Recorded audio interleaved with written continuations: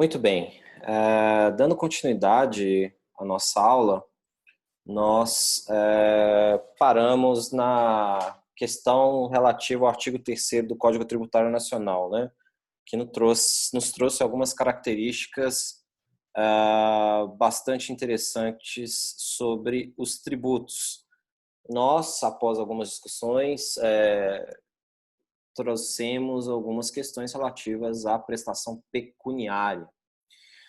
Bom, dando continuidade a essa parte, no dispositivo legal do artigo 3º do CTN, a gente tem uma expressão, né, que não constitua sanção de ato ilícito, né? Que não constitua sanção de ato ilícito, ou seja, o tributo não é penalidade. Seu nascimento decorre de uma ação lícita do contribuinte. Não se confunde tributo com sanção, pois essa decorre de um ilícito que pode ser penal, administrativo, civil, inclusive um ilícito tributário. O meio adequado de implicar penalidades ou sanções não são mediante cobrança de tributo. É proibido a cobrança de tributo mediante ato ilícito. Todo ato que constitui fato gerador ou evento econômico passível de exigência do crédito tributário deve ser lícito, ou seja, deve ser dentro dos critérios legais. Penalidade, a gente tem penas de prisão, multas, sanções administrativas. Por exemplo, a gente tem aí alguns casos de impossibilidade de contratar com o poder público. Temos também possibilidade de participação de licitações, temos também, em situações eleitorais, impossibilidade de ser eleito, ser elegível ou também de votar, existe esse tipo de sanção, e por aí vai. Tributo não pode ser utilizado como meio de sancionar algum ato ilegal praticado por qualquer pessoa, quer seja ela jurídica ou pessoa física. Sobre esse tema, a gente tem algumas questões interessantes, alguns debates a respeito de exigência de tributos de eventos que se constituem em crimes. Um caso bastante recente que nós tivemos e foi divulgado nas mídias, decorre de cobrança de imposto de renda de atos de corrupção.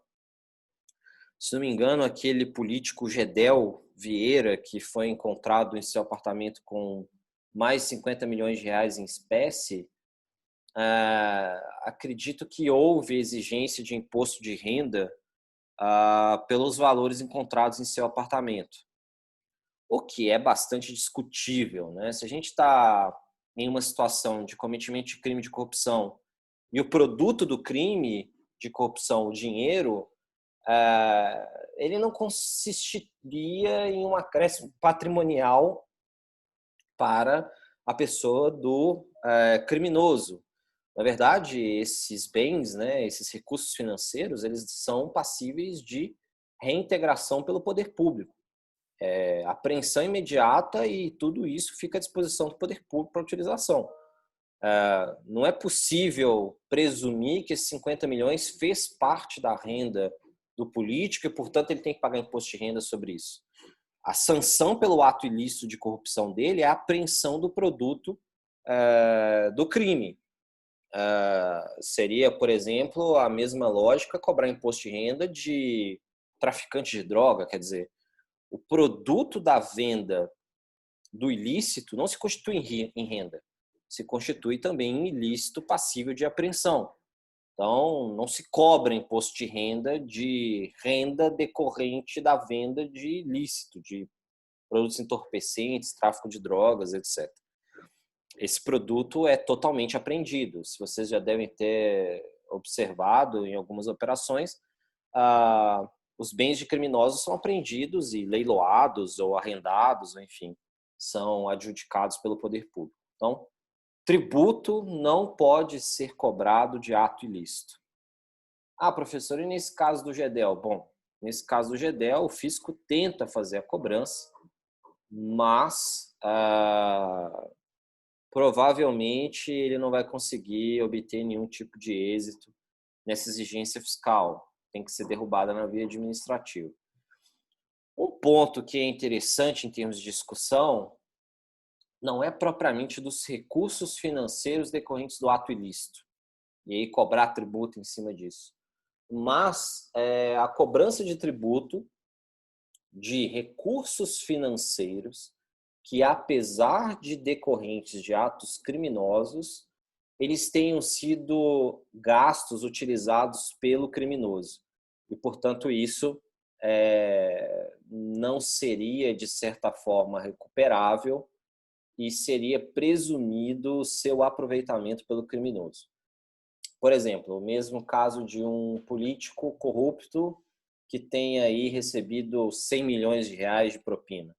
Vamos imaginar que desses 100 milhões de reais ele gastou parte desses recursos financeiros com viagens, produtos de consumo rápido, por exemplo, uma garrafa de vinho de 50 mil reais e por aí vai. Quer dizer, ele já bebeu vinho, ele já fez a viagem, ele já obteve os benefícios dos recursos financeiros que foram objeto de um ato ilícito, de um ato criminoso. Não é possível ao fisco, ao poder público, né, ao Ministério Público, à polícia, voltar no tempo e conseguir a recuperação desses recursos. Não é possível nem, de certa forma, identificar propriamente com certeza qual seria esse valor gasto, né? Em certas situações como essa, em que já houve o aproveitamento dos recursos financeiros, a gente vê uma tendência do fisco em realizar a cobrança de tributos, porque não é recuperável. Aquilo que é objeto de apreensão imediata e retorno ao poder público, esse sim não há dúvida de que não é possível exigência de tributos. Mas aquilo que foi gasto em benefício do próprio agente criminoso, existe um debate, esse eu acho até mais plausível do que propriamente a cobrança do ato ilícito. Alguma dúvida até aqui, gente? Está tudo certinho? Se tiverem alguma curiosidade, de novo, vocês podem interromper, podem fazer perguntas, fiquem à vontade. Bom, outra característica do tributo que é importante de ser mencionada é a questão da prestação instituída em lei. A gente tem um princípio que norteia o direito tributário, que é o princípio da legalidade, né? Essa prestação instituída em lei é decorrência do princípio da legalidade e uma palavrinha que a gente usa no direito chamado de tipicidade, né? Ou seja, tem um tipo específico para exigência do tributo e esse tipo só pode decorrer das especificidades do dispositivo legal, devidamente escrito, passado no seu processo legislativo. A instituição majoração de um tributo somente pode ocorrer por lei ou ato normativo com força de lei. No caso, a gente tem aí uma situação específica através de medida provisória. Mas, enfim, todo tributo só pode ser exigido em razão de lei. A lei deve esgotar todos os elementos da obrigação tributária. A definição do fato gerador, a gente vai falar um pouquinho do fato gerador depois, mas basicamente o fato gerador é o evento econômico que faz com que exista a obrigação tributária no pagamento do tributo, né? A alíquota também definida em lei, base de cálculo, ou seja, o que faz parte ou não em termos monetários para a incidência da alíquota, para a cobrança da obrigação tributária, qual que é o sujeito passivo, quem é o devedor, né? Quem deve fazer o recolhimento do tributo. A gente falou um pouquinho, por exemplo, do ICMS, nós temos o contribuinte de fato, o contribuinte de direito, penalidades pelo descumprimento da obrigação tributária, né? A multa, hipóteses de exclusão da obrigação tributária, isenções, imunidades e etc. Então, todos esses eventos necessários para a instituição de uma obrigação tributária, eles decorrem de lei. Ele deve ser sempre através da lei. E interessante, assim como no direito penal, a legislação ela não pode ser retroativa em relação à exigência da obrigação tributária. Só pode ser retroativa desde que em benefício do contribuinte, assim como é no direito penal, por exemplo, um ato criminoso que é sancionado com uma penalidade de 10 anos de prisão, por exemplo. Posteriormente, a lei é modificada pelo nosso Congresso Nacional, instituindo para esse mesmo crime uma penalidade de 5 anos. Para aqueles que já foram condenados a 10 anos e vê uma lei nova trazendo um benefício com uma penalidade menor, essa lei retroage, porque é em benefício do réu. A mesma coisa na legislação tributária. Se a lei impõe, por exemplo, benefícios, é possível eu exigir a retroatividade para abarcar a minha situação. Então, esse princípio da legalidade ou da tipicidade, ela traz alguns benefícios interessantes para os contribuintes em geral. O que é importante a gente ter em mente é que toda obrigação tributária ela decorre de lei. Professor, e os atos administrativos editados pela Receita Federal? Eles não são lei. Eles são atos normativos. São instruções normativas. Elas, em tese, devem apresentar concordância com o que é definido na legislação. Nunca um ato normativo da Receita Federal pode contrariar um dispositivo legal. Na verdade, ele tem que integrar o dispositivo legal, ele tem que facilitar a aplicação da disposição legal tributária.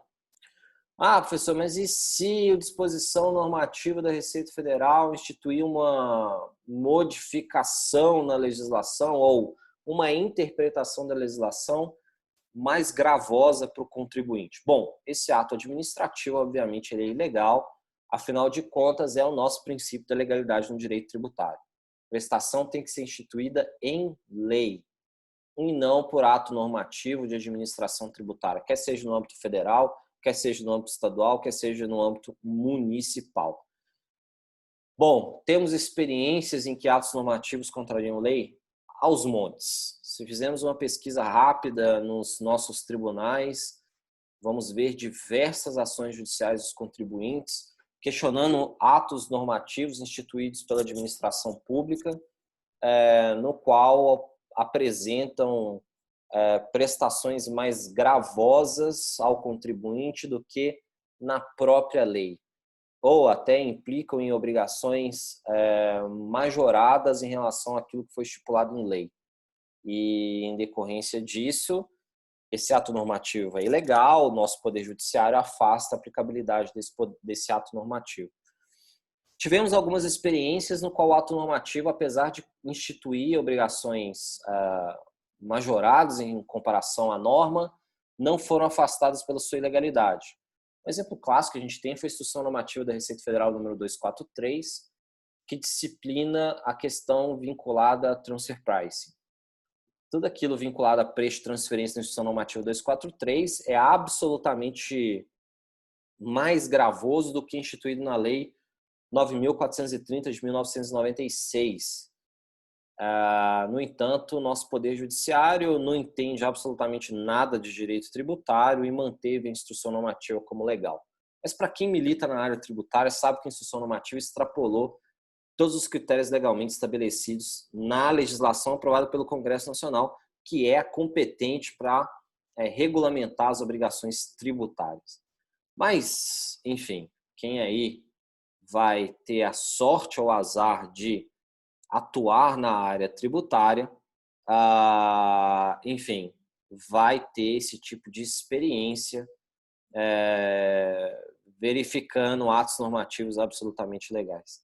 Tem uma pergunta aqui da Nicole no chat falando: professor, quando você falou sobre bens de consumo rápido, o fisco tem que devolver o fisco tem que devolver o imposto para o governo? Eu não entendi a pergunta, desculpa.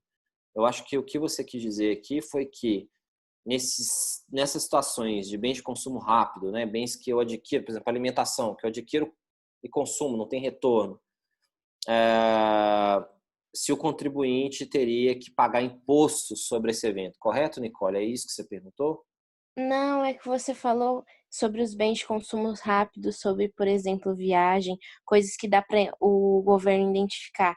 O fisco teria que devolver esse dinheiro para os órgãos que ficou responsável por esse dinheiro que não é lícito, digamos assim? Você disse o fisco cobrar tributo em relação a esses Não, eventos. ele tem que devolver o que ele cobrou sobre os eventos, sobre um dinheiro que não dá para ser considerado tipo renda, né? Porque não foi adquirido de forma legal, algo assim.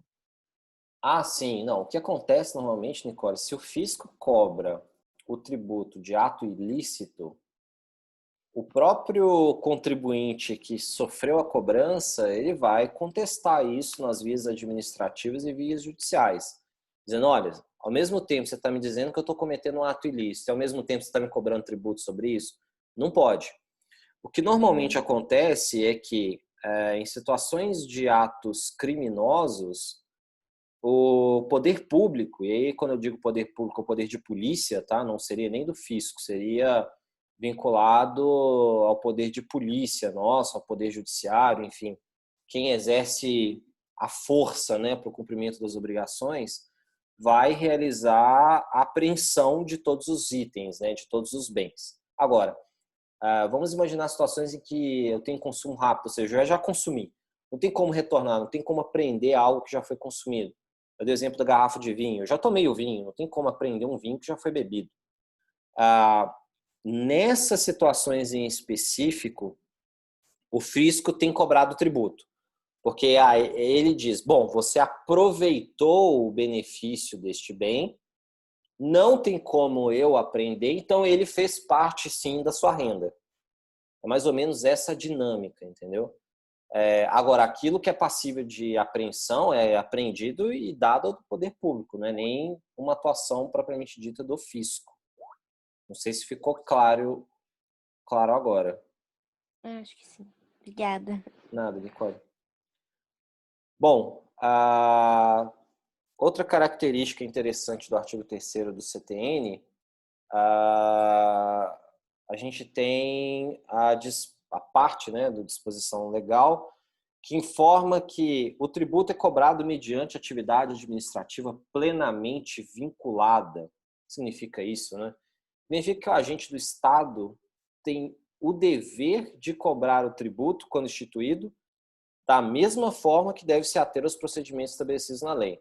O lançamento é atividade exclusiva da administração tributária, administração pública, né? Então, o agente do Estado ele tem que cobrar o tributo quando instituído.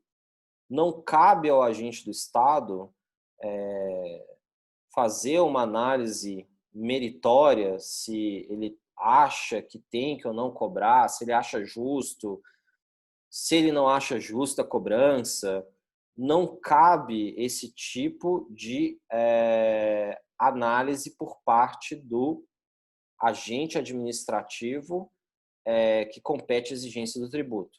Então, se você é um fiscal, um auditor fiscal da Receita Federal, auditor fiscal do Fisco Estadual, auditor fiscal municipal, se você identifica um evento econômico passível de cobrança do tributo, dentro do rol de tributos que nós temos legalmente instituídos, não cabe, você não tem outra alternativa a não ser formalizar a cobrança em relação ao contribuinte.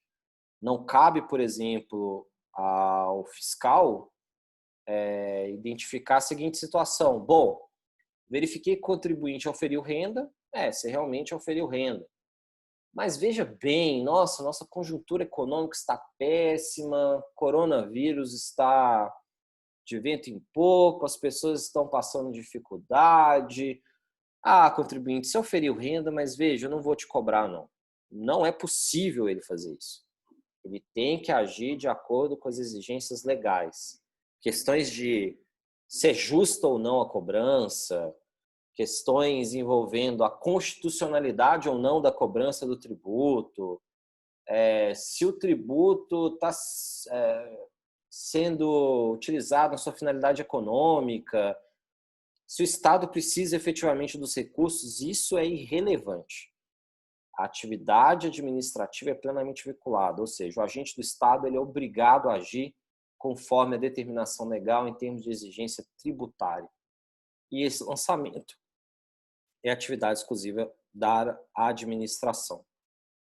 Até aí tudo bem, gente? Até aí tudo ok? Bom, vamos considerar que sim. Agora, a gente, passando também na disciplina, com base no que a gente viu no início do curso, a questão relativa às espécies tributárias, né? Nós temos que o tributo é gênero, né? Eu acho que normalmente nas minhas disciplinas de direito tributário eu sempre falo isso, que o tributo é gênero, e nós temos as espécies tributárias, que seriam os impostos, taxas e contribuições de melhoria, né? Contribuições de melhoria. Vamos falar um pouquinho das espécies tributárias, né? Como é que a gente define essas espécies, né? A gente tem a definição dessas espécies, ou seja, sua natureza jurídica é obtida pela análise do fato gerador da obrigação. O artigo 4º do Código Tributário Nacional dispõe que basta o estudo deste parâmetro para se definir a natureza específica de cada tributo. Porém, devemos analisar o fato gerador com a base de cálculo para confirmar se a classificação está correta. Assim, os tributos eles têm algumas divisões em termos classificatórios, meramente informativo, tá? Vocês não precisam saber especificamente, mas enfim, temos isso na nossa doutrina. E a divisão seria em quê? Em tributos vinculados, ou seja, são tributos vinculados a uma atividade estatal, que para viabilizar a cobrança é necessária alguma atividade do Estado a favor do contribuinte. Inclui-se nesse tipo de classificação as taxas e contribuições de melhoria. Nós vamos entrar depois com calma no que seriam taxas e contribuições de melhoria, tá? E temos uns tributos que são classificados como não vinculados, ou seja, tributos que independem de uma atividade estatal para serem cobrados. Incluem-se nessas classificações os impostos, os empréstimos compulsórios. Bom, dentro dessa classificação mínima de natureza de tributos vinculados e não vinculados com atividade específica do Estado, vamos analisar especificamente cada uma das espécies tributárias, né? Dentre aquelas que nós comentamos aqui: impostos, taxas, contribuições de melhoria, e além disso ainda temos as contribuições que podem ser contribuições sociais, previdenciárias, etc. Mas vamos passar um por um. Impostos, né? Qual que é a definição de imposto dentro dessas espécies tributárias? Imposto é o tributo que tem por fato gerador uma situação independente de qualquer atividade estatal específica relativa ao contribuinte. Chama a atenção aí de vocês ao artigo 16 do Código Tributário Nacional, que traz exatamente essa definição de impostos, que é uma espécie tributária. Há pouco tempo atrás, estávamos falando do artigo 3º do Código Tributário Nacional, da definição do que é tributo. Agora, dentro do tributo gênero, nós temos as espécies tributárias. Dentre elas, o imposto que a gente acabou de trazer a definição. Só um minutinho, que agora que eu observei que a Márcia trouxe uma questão no chat. Desculpa voltar ao assunto de transfer pricing. Ao fazer o cálculo, como as regras de países diferentes, se é que são diferentes, não sei ao certo, se conversam nesse tipo de transferência. Bom, aí a sua pergunta, Márcia, é uma pergunta mais de aplicabilidade da norma tributária, principalmente em relação ao direito tributário internacional. Eu acho que é uma pergunta um pouco mais avançada para a disciplina que nós estamos tratando hoje. Peço que, se for possível, se você puder guardar essa pergunta para o momento em que a gente estiver discutindo a aplicação da legislação tributária, pode ser, Márcia? Tem problema? Porque eu acho que senão vai confundir um pouco em relação ao que a gente está tratando especificamente na disciplina de hoje. Se você não se importar, eu respondo isso na aula mais adequada para tanto, ok? Que eu acho que vai ter um aproveitamento maior para você e para a turma em geral. Não precisa pedir desculpas de forma nenhuma. Que isso. Fiquem à vontade para fazer todas as perguntas. É só que como é uma pergunta um pouco mais avançada, eu acho que faz sentido a gente tratá-la no momento adequado. A gente está agora numa situação um pouco mais inicial da disciplina. Muito bem, então, voltando às espécies tributárias, imposto ele se classifica, né, no rol dos tributos não vinculados. Assim, seu fato gerador é composto de uma situação que, para sua ocorrência, não há qualquer atividade do Estado.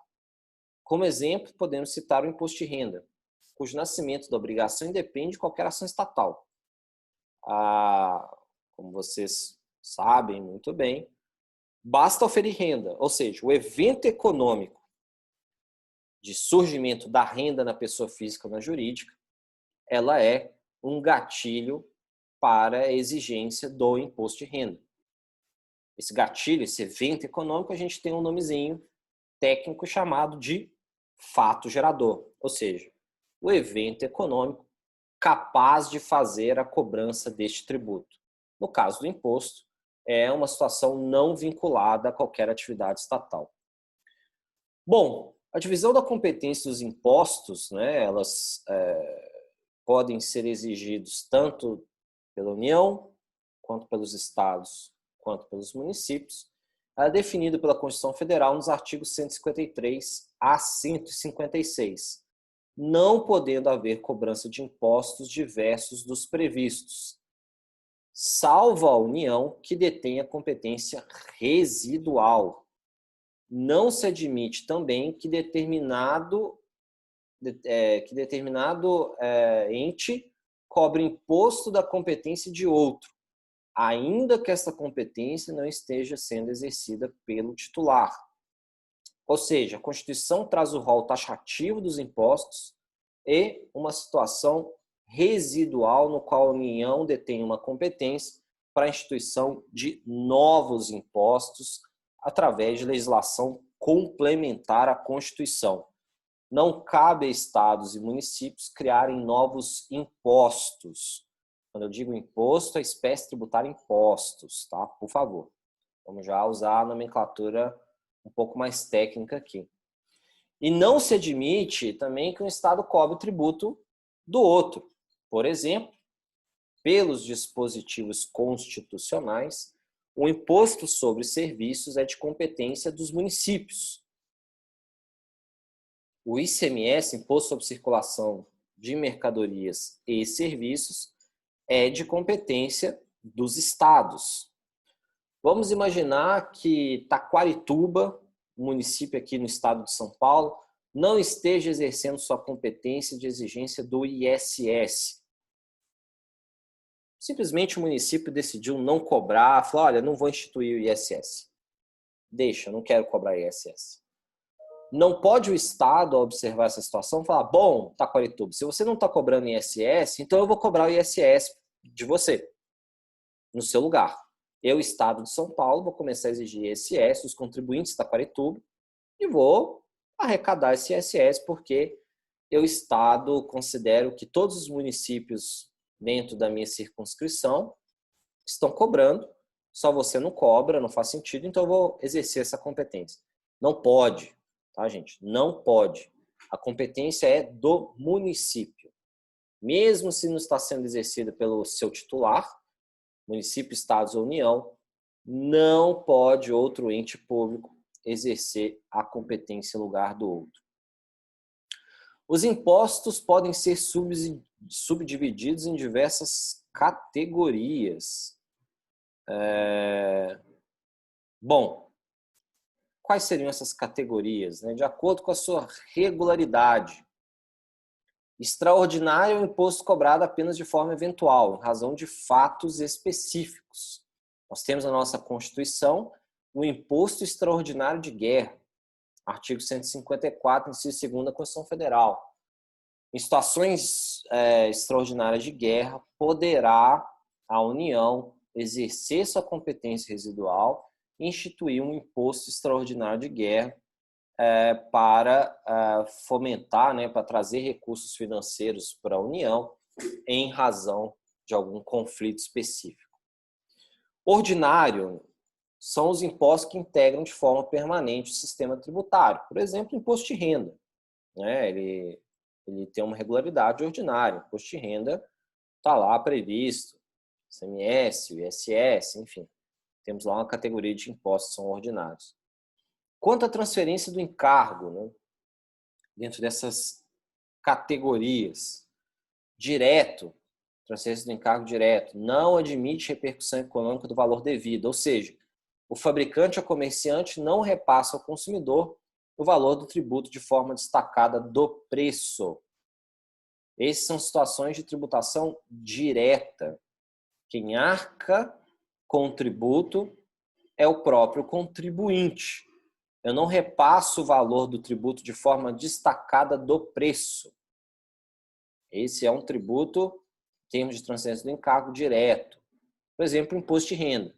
Não transfiro o encargo do tributo de forma destacada do preço do produto. Detalhe importante, o que a gente está falando aqui, em termos de classificação desse encargo direto, de não transferir, é destacado em nota.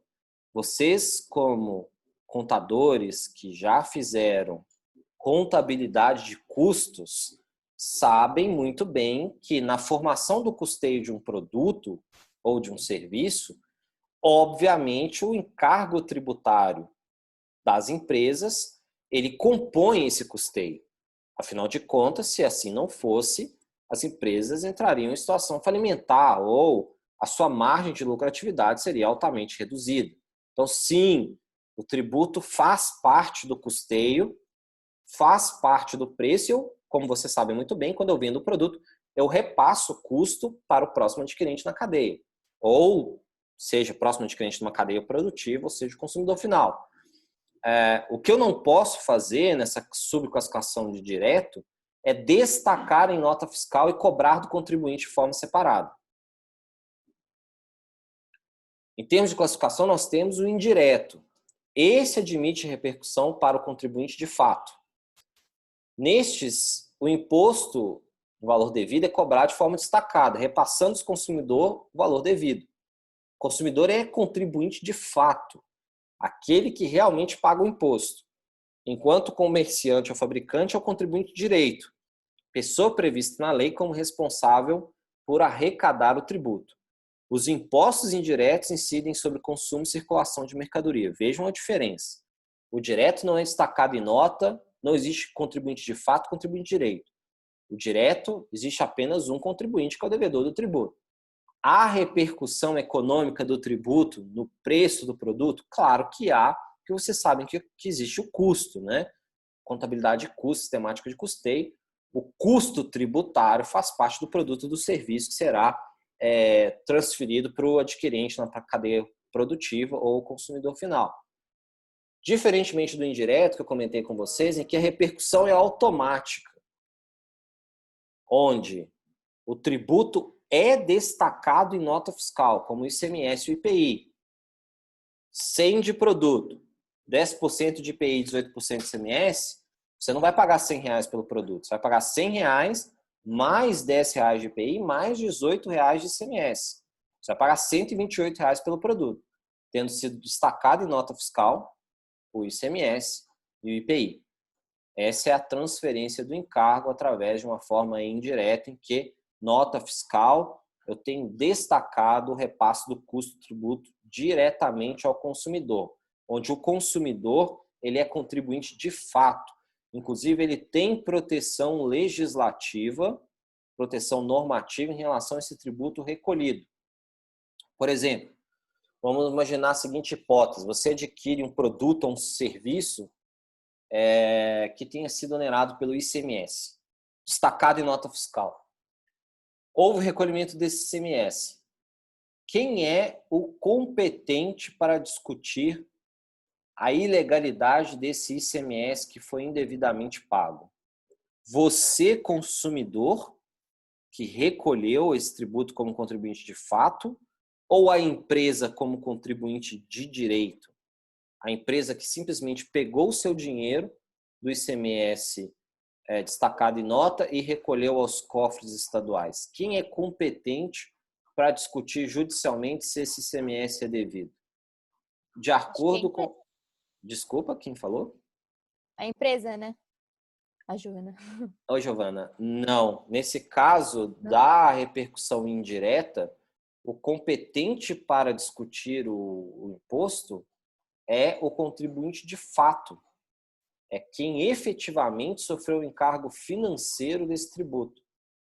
Se a gente observar, por exemplo, o artigo 166 do Código Tributário Nacional, se vocês estiverem com ele aberto aí, nós vamos conseguir observar um dispositivo no qual a restituição de tributos que comportem, por sua natureza, transferência do respectivo encargo financeiro, somente será feita a quem prove haver assumido o referido encargo. Ou, no caso de ter transferido a terceiro, estar por este expressamente autorizado a recebê-la. Veja bem, então, se nessa situação o ICMS foi indevidamente recolhido, quem tem autorização é quem assumiu o referido encargo, ou o contribuinte de fato, ou aquele que pagou efetivamente o ICMS destacado em nota fiscal. Se eu transferir para terceiro, eu não posso exigir o ICMS de volta, senão eu estaria recebendo duas vezes. Do contribuinte de fato, que pagou, arcou financeiramente com o tributo, além disso, do próprio Estado, que devolveria o ICMS, ou seja, eu estaria sendo duplamente beneficiado em relação ao ICMS. O que muitas vezes acontece é que as empresas acabam pedindo autorização para quem sofreu com o encargo tributário. Você pega essa autorização de forma expressa. Agora, Giovana, você tem razão em parte, tá? Tem situações nas quais, apesar de ter transferido o encargo do tributo para o consumidor ou próximo da cadeia, haveria uma pulverização tão grande em relação a esse ICMS que as decisões judiciais têm permitido às empresas a realizar, autorizando as empresas a realizar o pedido de restituição e a discussão com relação à ilegalidade desse imposto recolhido. Por exemplo, ICMS em contas de energia elétrica. Nós temos aí a Enel. Imagina a quantidade de consumidores que nós temos. Vamos imaginar que existe uma discussão a respeito do ICMS sobre energia elétrica. Em tese, se a gente aplicasse o artigo 166 do Código Tributário Nacional, a Enel nunca poderia discutir o ICMS sobre energia elétrica, porque ele repassa para nós, consumidores, esse ICMS. É destacado em nota, é o consumo de energia elétrica mais o ICMS sobre energia elétrica. Em tese, a Enel nunca poderia discutir.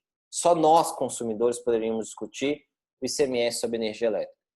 Mas, vejam só, há uma pulverização muito grande. A gente está falando, por exemplo, só na cidade de São Paulo, aí, nas proximidades de 20 milhões de pessoas. Quer dizer, vamos imaginar, vamos excluir aí pessoas que tenham o gato, né, na energia elétrica. Vamos considerar um número relevante de gatos aí. Se a gente tem 20 milhões, vamos colocar de habitações, 12 milhões de habitações.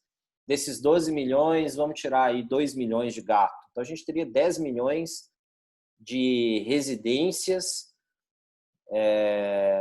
arcando com energia elétrica e também arcando com ICMS. Seria absolutamente possível. As pessoas não iam entrar com 10 milhões de ações discutindo valores baixos de ICMS, e eu também não permitiria a Enel a reduzir o encargo. Então, a jurisprudência, em algumas situações, tem relevado e tem falado, bom, aqui tudo bem, aqui a empresa pode discutir, e aí vai na vontade do judiciário, tá? Não existe uma resposta correta. O que eu estou trazendo aqui para vocês é o que a legislação especificamente traz, mas o mundo real é um pouquinho diferente. Então, Giovana, você tem razão, sim. Em algumas situações, algumas não, várias situações, o Poder Judiciário tem aceito que essa discussão venha do contribuinte de direito e não o contribuinte de fato. Bom, eu tenho aqui uma pergunta da Andréia. Professora, a maior fonte de arrecadação do governo hoje é referente ao consumo. E, em segundo lugar, o imposto de renda. Bom, sim, maior arrecadação tributária da União, dos estados e dos municípios decorre de produtos de consumo ou tributos que incidem sobre consumo. Seriam eles o ICMS, ISS, PIS/COFINS, são tributos que essencialmente incidem sobre consumo de bens e serviços. Por uma razão muito simples. Se a gente se a gente levar em consideração que nós temos 210 milhões de habitantes no Brasil. Desses 210 milhões de habitantes no Brasil, vamos imaginar que a gente tem aí aproximadamente, eu vi um dado da Receita Federal, não sei se é recente, se não é, 100 milhões de CPFs ativos, né? Desses 100 milhões de CPFs ativos, existe uma estatística da Receita Federal que apenas 6% apresenta declaração de imposto de renda. Ou seja, de 210 milhões de habitantes, 6 milhões entregam a declaração de imposto de renda. Não estou falando nem que paga imposto de renda, que entrega a declaração. Se a gente tem 6 milhões de pessoas que entregam a declaração de imposto de renda, imagina desse universo quantos seriam que efetivamente recolhe alguma coisa de imposto de renda. A gente teria ainda um universo menor ainda.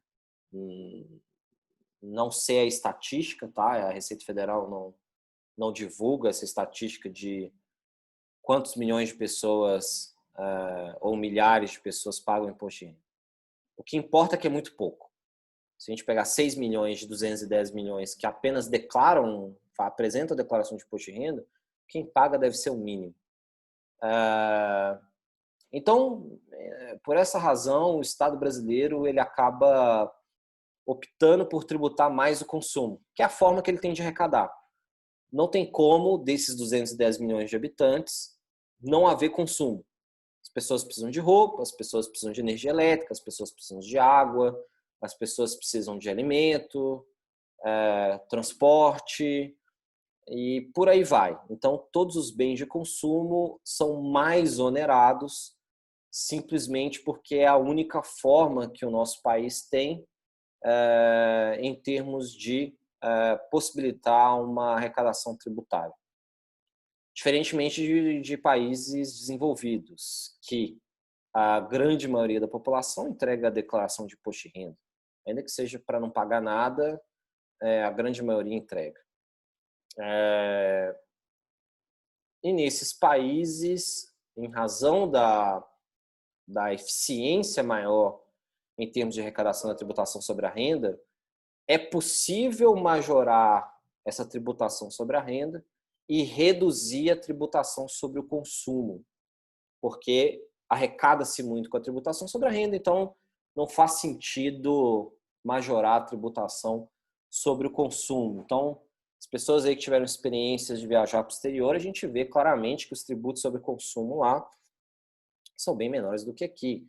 Por exemplo, se você vai nos Estados Unidos, tributação sobre o consumo lá, Nova York, por exemplo, é 8,5%. Se a gente pegar aqui só de ICMS e IPI, em alíquotas normais, tá? A gente está falando de 28%. IPI 10% e ICMS 18%. A gente está falando de 28%. Fora o PIS/COFINS, que é 9,25%. Né? Então aí a gente já está falando de 37,25%. Direto no consumo. Então, contra 8,5%. Países europeus, por exemplo, a gente tem o VAT, né?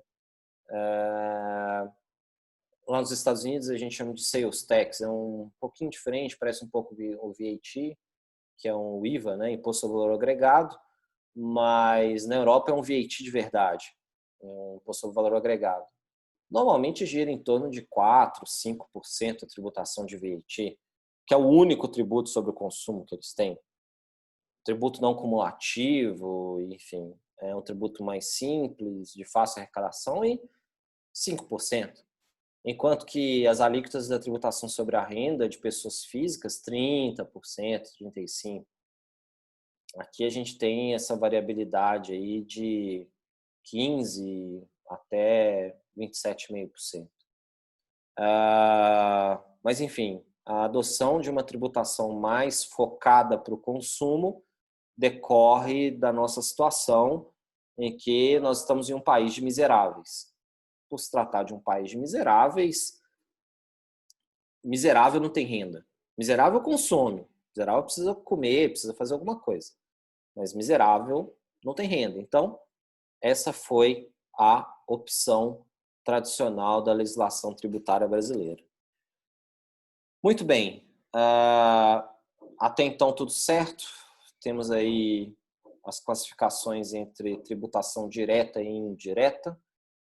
Temos, então, uma outra classificação que, em razão da pessoa, tributos pessoais, né, que sua incidência visa diretamente a pessoa do contribuinte, por exemplo, o imposto de renda.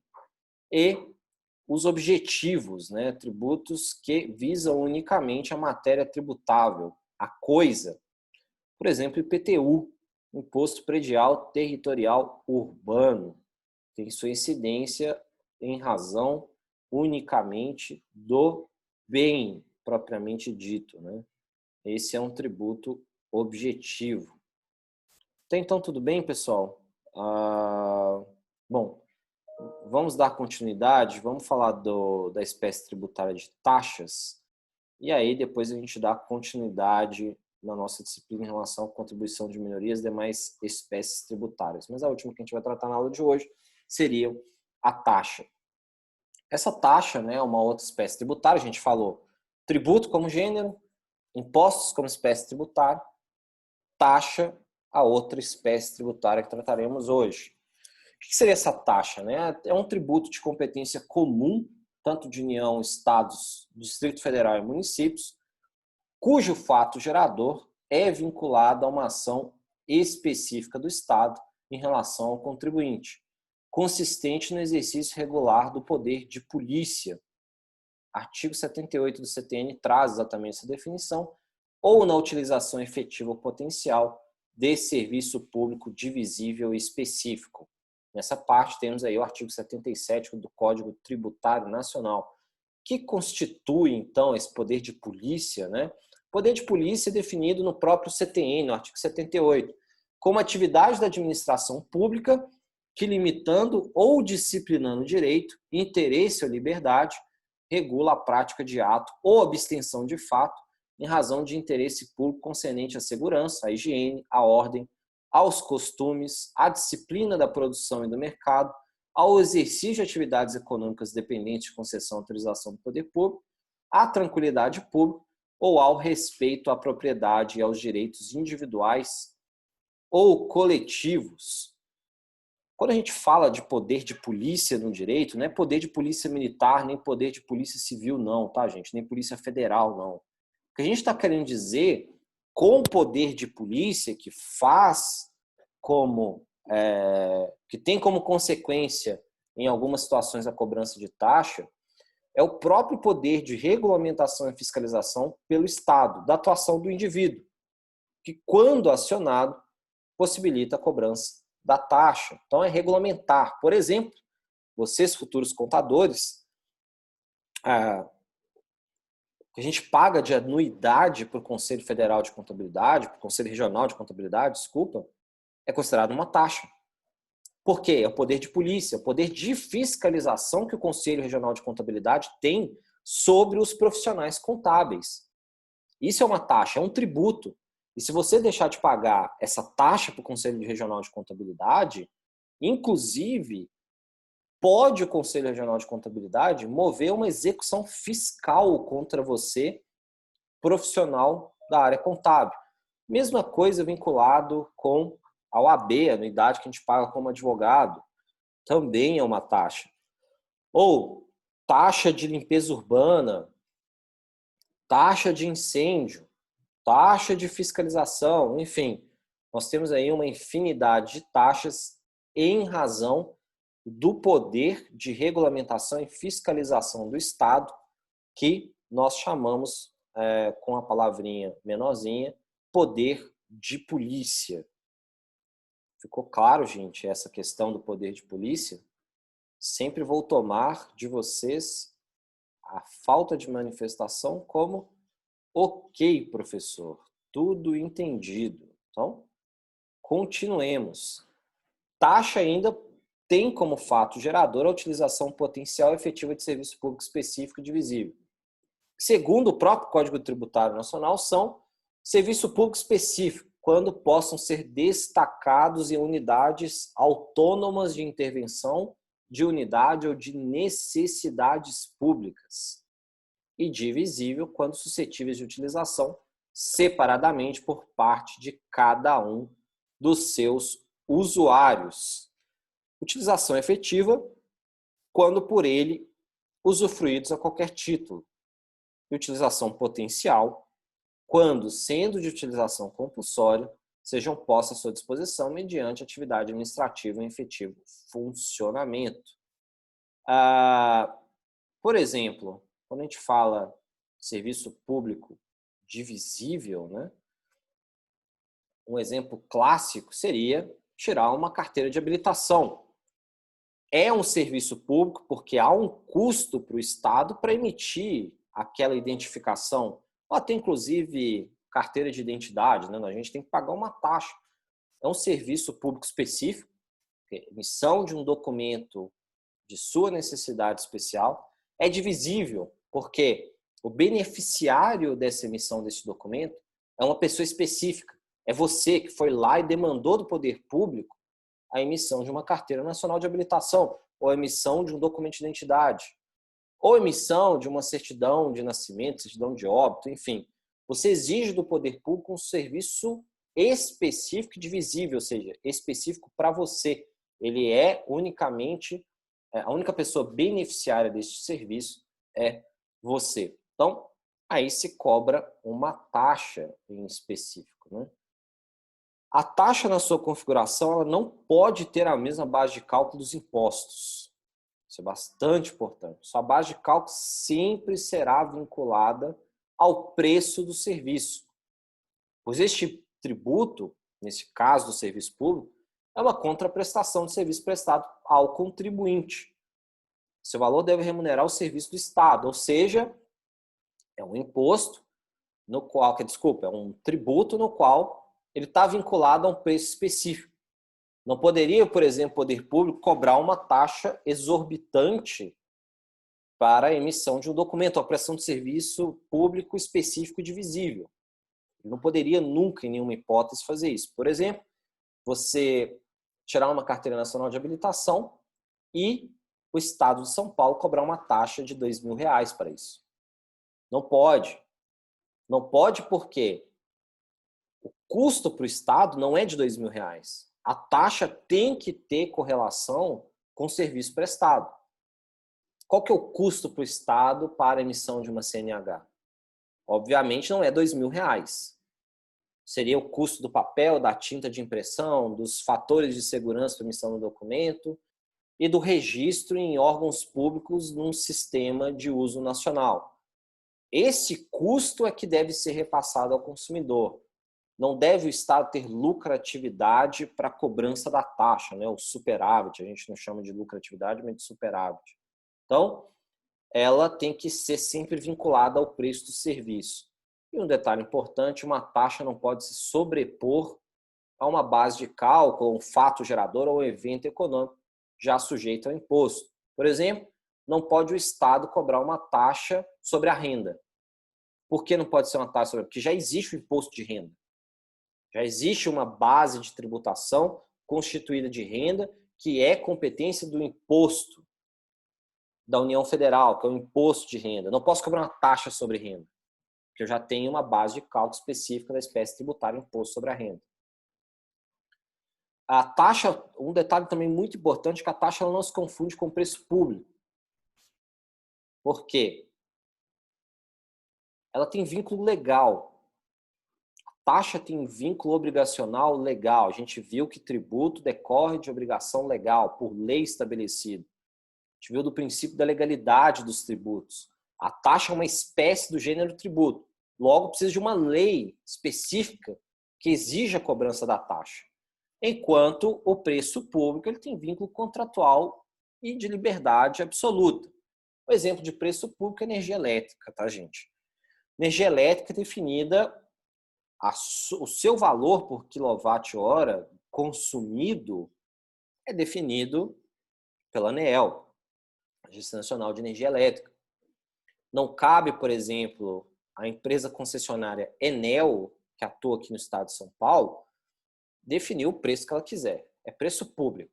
Quem define é o Estado, mas eu não sou obrigado a contratar energia elétrica. É óbvio que a gente sabe que no atual cenário mundial, com base nas nossas modernidades e etc e tal, é impossível imaginar alguém que não tem energia elétrica na sua casa, e nem queira ter energia elétrica na sua casa.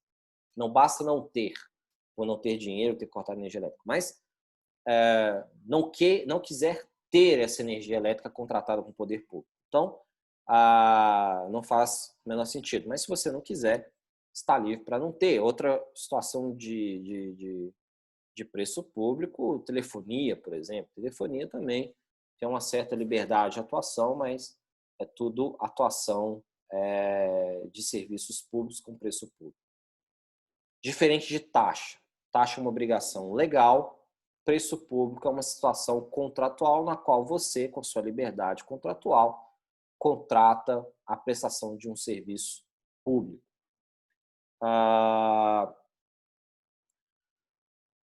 Outro exemplo que é muito utilizado também em termos de taxa, expedição de passaporte, documentos em gerais, né? Todos eles são remunerados mediante taxa, né? Todos são específicos de taxa. Bom, pessoal, acho que para a aula de hoje a gente para por aqui na questão relacionada às espécies tributárias, né? Daremos continuidade à nossa disciplina das espécies tributárias na próxima aula, seguido de também fontes do direito tributário, inclusive na nossa previsão de atuação hoje, seria fontes do direito tributário. Não foi possível a gente chegar às fontes, porque eu acho importante a gente passar de uma forma muito clara nessa questão dos gêneros, do gênero tributo, das espécies tributárias, para subsequentemente a gente engatar na nossa disciplina em relação ao que foi pretendido. O importante é que a gente vai conseguir concluir tudo aquilo que é esperado em termos de disciplina e nos vemos na próxima sexta-feira, no mesmo horário, às 8h30 da manhã. Bom, desculpa, tem uma pergunta aqui de cunho administrativo. Gabriela está colocando. Professor, desculpa voltar nisso, mas só para ficar claro. Então, no momento, se eu ainda não tenho um critério para definir no final do semestre, cumprido ou não cumprido para cada aluno, algum tipo de presença, avaliação de atividades, etc., ainda não tenho. Eu estou ainda pensando como eu vou fazer para colocar esse critério do cumprido ou não cumprido. E pretendo pensar a respeito. Como eu disse no início, na parte administrativa, não foi possível eu pensar claramente como vou fazer isso, porque, enfim, é um volume muito grande de alunos. Eu tinha pensado inicialmente, quando estávamos no início do semestre, nas aulas presenciais, apresentação de trabalhos, enfim. Mas eu acho que fica muito complicada a apresentação de trabalho via EAD, fica um pouco complicado, um pouco sem sentido, a interação fica muito mais reduzida, então ainda estou pensando como atingir esse critério do cumprido ou não cumprido. Como eu estou gravando todas as aulas, eu tenho aqui, acho que eu vou utilizar como critério a presença, mas ainda não está certo isso, tá? Assim que eu tiver um critério, eu divulgo a todos vocês. A Celine perguntou se será divulgado algum material escrito. Sim, eu vou depois fornecer para vocês no Moodle o material escrito.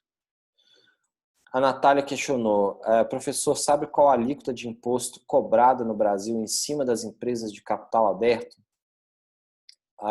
Bom, a alíquota de imposto, qual imposto? Né? A gente tem muitos impostos, a gente tem imposto de renda, ICMS, IPI e por aí vai. Especificamente, qual imposto que você está mencionando, Natália? Pode falar no microfone, fica mais rápido. Eu pensei no imposto geral, porque nos Estados Unidos eles cobram 35%, né? E aqui não sei.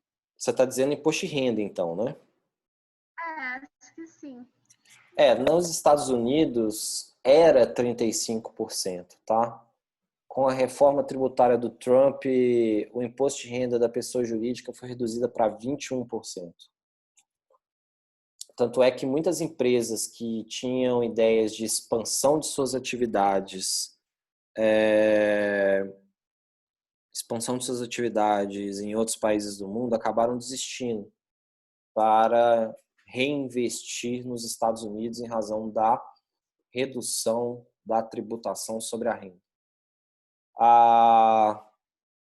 No Brasil, a tributação sobre a renda é 34%, tá? É 25% de imposto de renda da pessoa jurídica, mais 9% da contribuição social sobre o lucro líquido, que, apesar de ser uma espécie tributária contribuição, nada mais é do que um adicional do imposto de renda, enfim.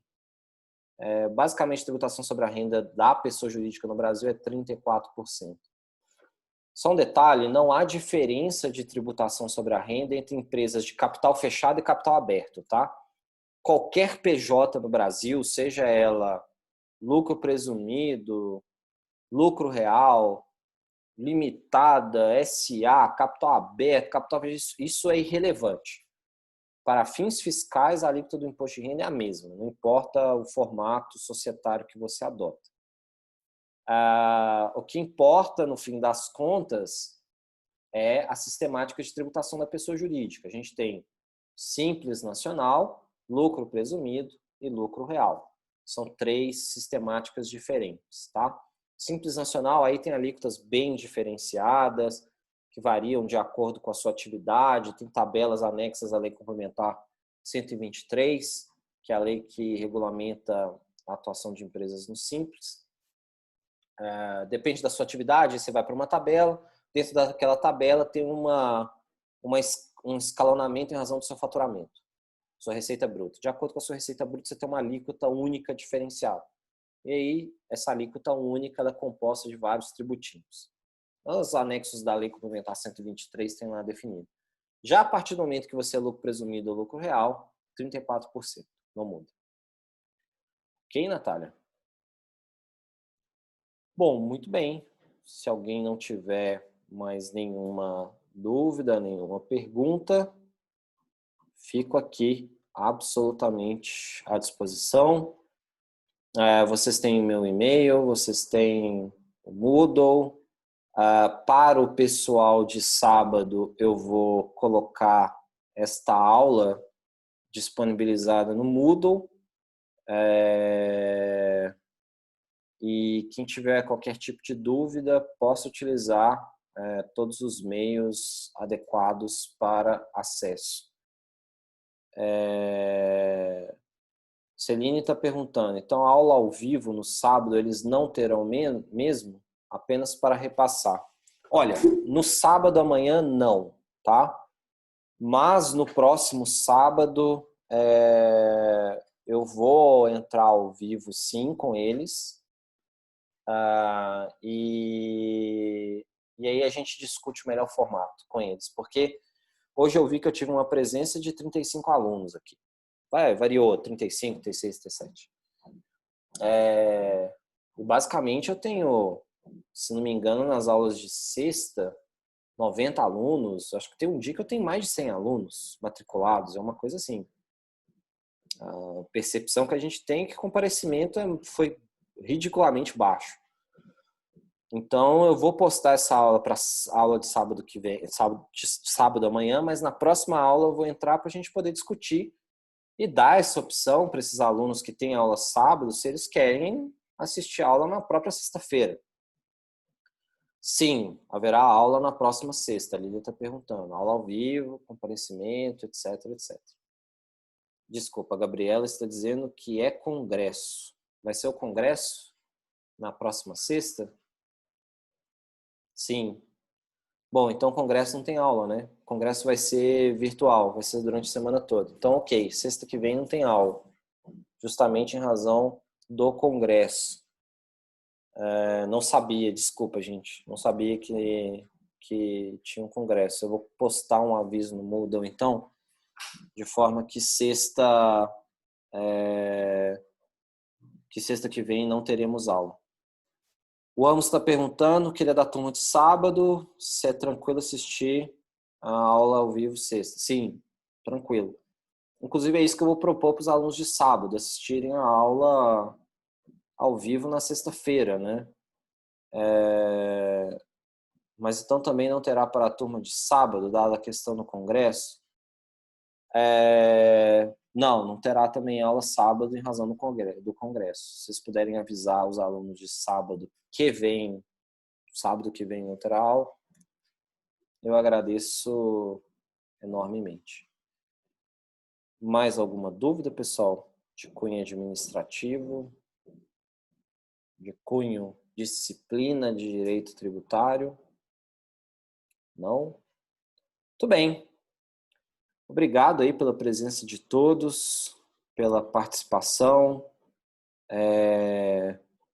Agradeço bastante a presença dos fortes alunos que estamos aí na sexta-feira pela manhã.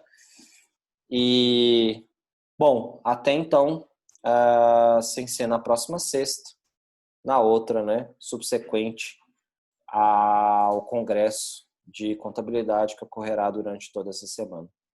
Muito obrigado e essa aula será disponibilizada no Moodle gravada. E bom fim de semana a todos, bom descanso. Obrigado.